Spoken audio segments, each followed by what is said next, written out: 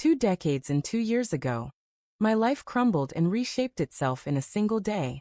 I was 32, toiling through endless hours at a Pittsburgh steel mill. After an exhausting double shift, I returned home, anticipating the lively chatter of my 3 children, the scent of a warm meal cooking, and the familiar bustle of family life.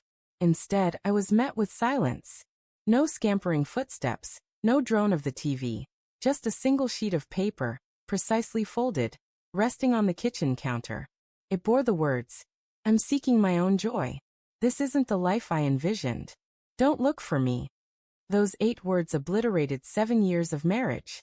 Her name was Vanessa. My kids, Mason aged 6, Tessa 4, and Caleb just 14 months, were left behind. She hadn't merely walked away. She'd meticulously planned her departure. While I was at work, she gathered her selected possessions, left the children with my mother under the guise of an urgent task, and fled to California with Lance, a smooth-talking colleague who dealt in second-hand boats and wore overpowering cologne. I didn't realize she was gone until my mother finally reached me. I'd been operating heavy machinery, missing her initial 3 calls. When I picked up, she told me Vanessa had dropped off the kids and disappeared. By the time I got home, Vanessa was already on a plane.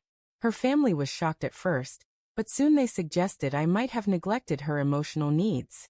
Enraged, I severed contact with them and never looked back. That first night was agony. Caleb cried for his mother until his voice broke.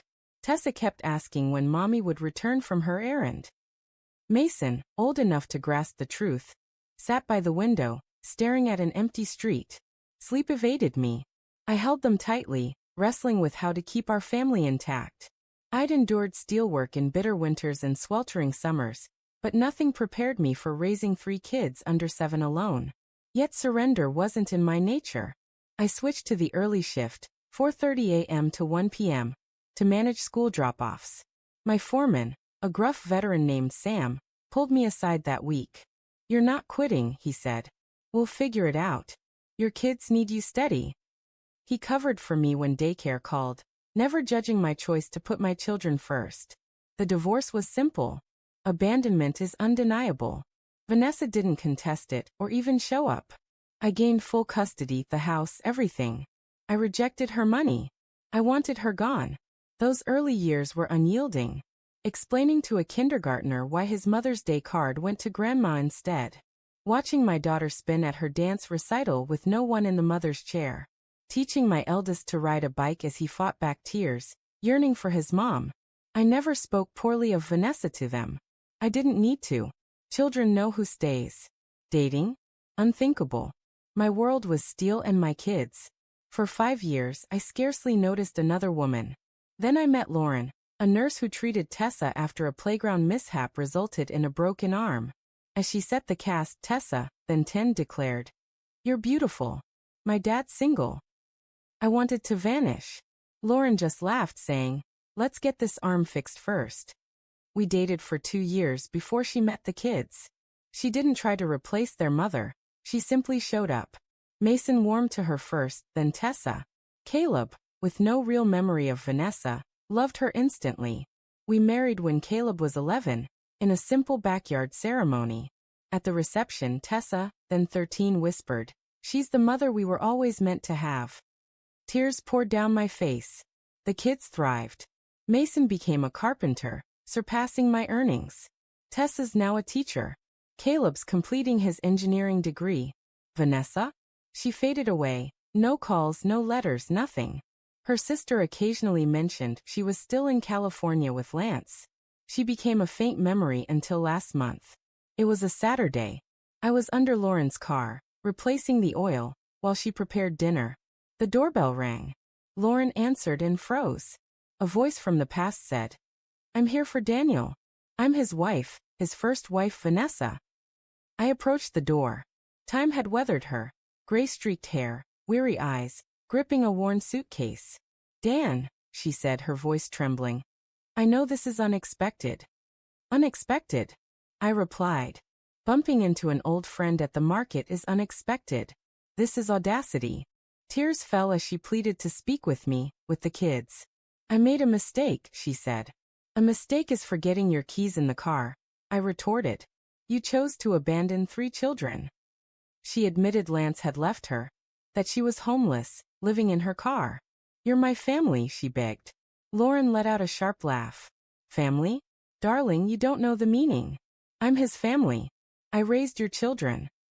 Mason pulled into the driveway then, 6 feet 3 inches and sturdy as a brick wall. He glanced at her and said, "You're her." Then, "You're not my mom. My mom's right there." He kissed Lauren's cheek and walked past Vanessa. She stood motionless. "He doesn't know me," she whispered. "That's what happens when you abandon a 6-year-old, I said. They move on. I told her to leave or I'd call the police. She left, but it wasn't over. Over the next 3 days, she showed up at Mason's job site, Tessa's school, and Caleb's campus. Each child rejected her. Mason called her a biological contributor. Tessa said, "Thanks for leaving. It was your best parenting decision." Caleb, always courteous, told her, "You taught me to live without you and I've perfected it." Then she sued me for parental alienation and emotional distress. The judge dismissed it in 10 minutes. "You abandoned your children. You have no claim." We thought that was the end. It wasn't. She contacted Tessa's future in-laws, alleging I was abusive and controlling. I hired a private investigator. Within days, I had the facts. Lance had drained her accounts and left her for someone younger.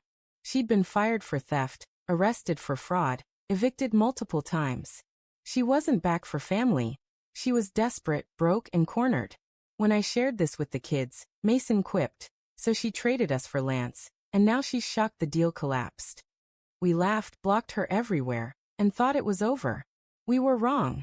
2 weeks later, Tessa called, her voice tight. "Dad." She showed up at the church. My stomach dropped. Tessa's wedding was a month away, and Vanessa had targeted it. She'd confronted Tessa's fiancé, Warren, and his parents in the church parking lot after premarital counseling, claiming she was Tessa's true mother, and warning them about our dangerous family. "She's unhinged," Tessa said. Lauren, folding laundry beside me, didn't waver. "Time to push back," she said. I contacted my lawyer. No more responding to her antics. We filed for a harassment restraining order for me, Lauren, and the kids. The PI's report laid out everything. Abandonment, 22 years of silence, unwanted contact, disruptions at workplaces and schools, lies to third parties. At the hearing, Vanessa played the victim in a faded black dress, claiming she only wanted to reconnect. The judge leaned forward. "You left 3 minors for over 2 decades. You don't rebuild by stalking them as adults. That's harassment, not reconciliation." He issued a 5-year no-contact order. That weekend, the kids hosted a barbecue. Mason grilled steaks, Tessa brought wine, Caleb played his guitar. Mason raised a glass. "To the woman who stayed, Mom." He looked at Lauren, who laughed, her eyes shining. Tessa added, "To Dad, who kept us grounded when everything was collapsing." Caleb strummed a chord and said, "And to Vanessa, thanks for leaving. You gave us the life we were destined for." Laughter filled the air. It wasn't anger anymore. It was peace.